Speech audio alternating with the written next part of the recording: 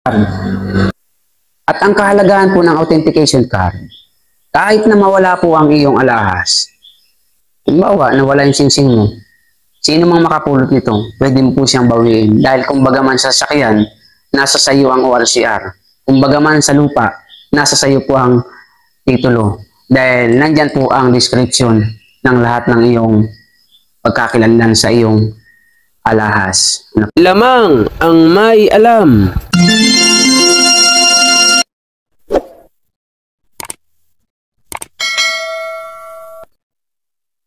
Magandang panahon po ulit sa inyo mga Kamordan Treasures. Ano po? Muli po ay sasagutin natin isang katanungan ng ating masugid na kaibigang tagasunod. Ano po?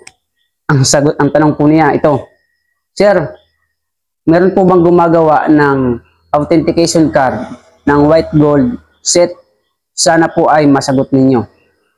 So, sa mga tanong pong ganito ay sa totoo lamang po, ang authentication card, yan po yung ginagamit na patunay. Ano ba ang authentication? Pag sinabi pong authentication, pagpapatunay. Okay?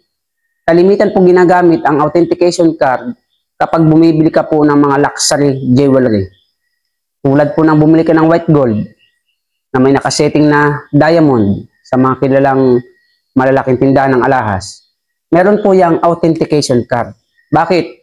Dahil dyan po naka-description kung anong alahas meron ka.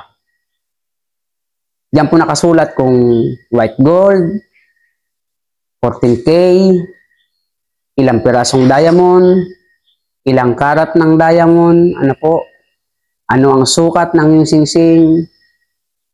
Dyan po nakalagay ang description sa authentication card. At ang kahalagahan po ng authentication card, kahit na mawala po ang iyong alahas, halimbawa, nawala yung singsing mo, sino mang makapulot nito, pwede mo po siyang bawiin. Dahil kumbaga man sa sasakyan, nasa sayo ang ORCR. Kumbaga man sa lupa, nasa sayo po ang titulo. Dahil nandyan po ang description ng lahat ng iyong pagkakilanlan sa iyong alahas. Ano po? Ito po yung sampulo. Ganyan po ang authentication card kapag bumibili ka po ng alahas. Yan po ay white gold, tapos ay yellow gold, tapos po ay mayroong mga diamond. Ano po? 2 colors ang tawag po dyan. So, babasahin mo lamang po yung card niya. Andyan na po lahat ng ibig sabihin po niyan. Ito po bracelet. Ganyan. Ganon din po sa mga relo na luxury. Lalo po yung Rolex. Tignan niyo po. Ito po yung Rolex. Kapag bumili ka din po ng Rolex o ng anumang mamahaling luxury watch, meron po talagang authentication card yan. Kasi, kumbaga man sa sasakyan nga, yan ang iyong ORCR. Sa lupa, yun ang iyong titulo. Halimbawa, yung Rolex mo binili. Nawala mo or nalaglag sa'yo. Sino mang makapulot ito, kaya mong habulin. Bakit? Kasi yung serial number, mapa sa bracelet po. May serial number ang bracelet, nakasulat yan sa authentication card. Ano po? Meron po yung plate number kung sa sasakyan, plate number, andito po yan sa ilalim ng bracelet. Pag sinabi mong sa'yo yan, halimbawa, hinabol ka na may-ari sa korte kasi luxury, milyonan pong halaga ng relong yan eh. Ano po? Ang pag-uusapan pong luxury watch, milyonan po yan. Meron pong bilyon pa ang halaga po dyan ha. So, kaya ang relo po, wag po nating basta-basta mamaliitin dahil napakarami pong relong mamahalin. At ako po, nakahawak na po ako ng relong milyon po talagang halaga. Nahawakan na at nagawa ko pa. So, ang Rolex po kapag binili mo at nawala, pwede nyo pong habulin yan kung inaakala mo sa'yo.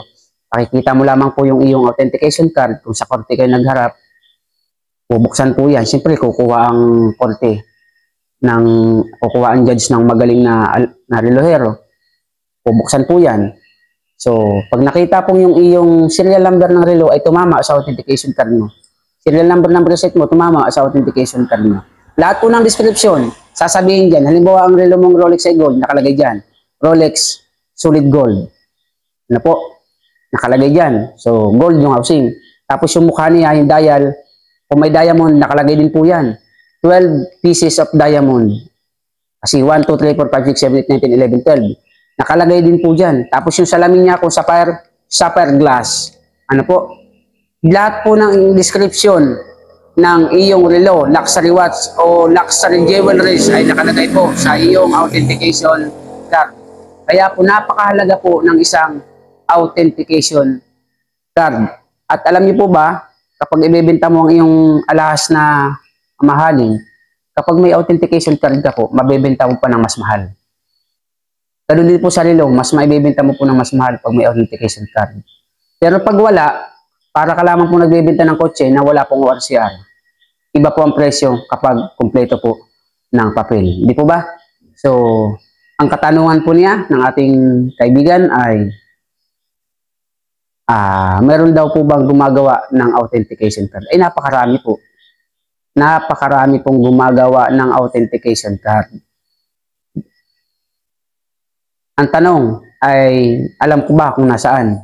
So kahit po ako ay merong alam kung nasaan man ang lugar na authentication card, ay hindi ko po sa inyo sasabihin.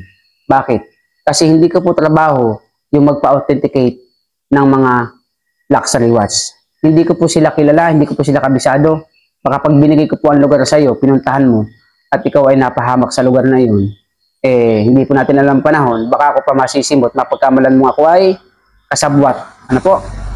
So, basta ang sasabihin ko po sa inyo, marami pong gumagawa ng authentication card. Ito po sample na isang company.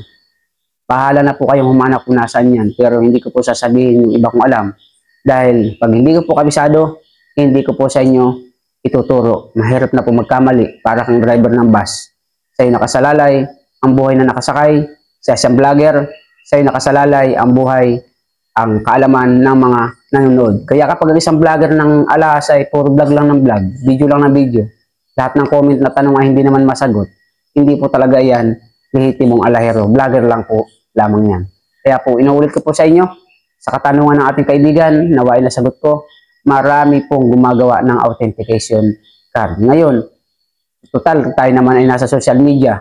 Mag-research na lang po kayo kung saan-saan. Bahala na po kayong tumuklas kung saan po itong lugar.